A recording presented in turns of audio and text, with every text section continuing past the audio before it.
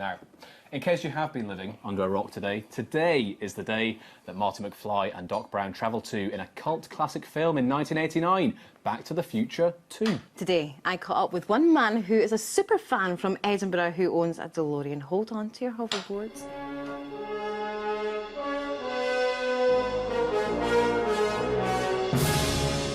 Well, obviously, today's the day Marty McFly arrives in the future from 1985, and as a kid growing up, seeing Back to the Future, it was, well, it's how I fell in love with the car.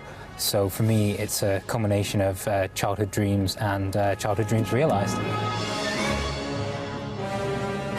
I've had the car just over 3 years now.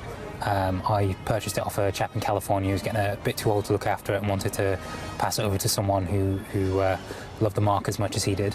I primarily drive over the summer. I mean, obviously, she's a classic car, so I try to take care of her. Salt on the roads over winter is no good to the underbody, so she normally goes to sleep into hibernation from November. But I mean, I try and drive her as much as possible because that's what she was made for. It's quite hard to get fuel a lot of the time. A lot of people want to get pictures and stuff, and you want to be polite, but at the same time, petrol stations can get pretty busy, so it can be interesting. You get a lot of the normal Back to the Future questions. What happens when you get to 88 miles an hour? Normally you get a speeding ticket. Where's the flux capacitor? 1.21 gigawatts, the whole thing. But it comes part and parcel with the car.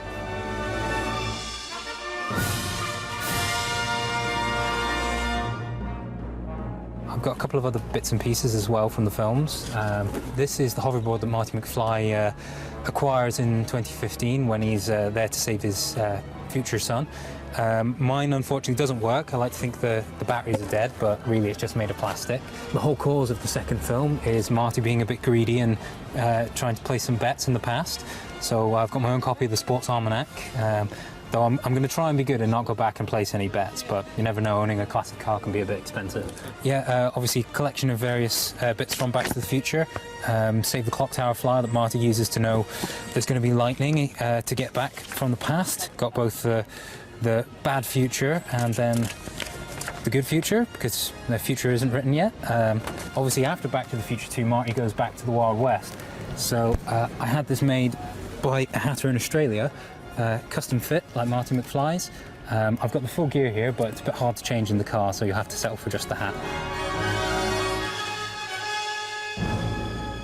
Controversially, my favourite's the third film. First one's good, set everything up. The second has a lot going on, but as a kid, the third, just something about it caught it for me, and yeah, I've never been able to shake it, really.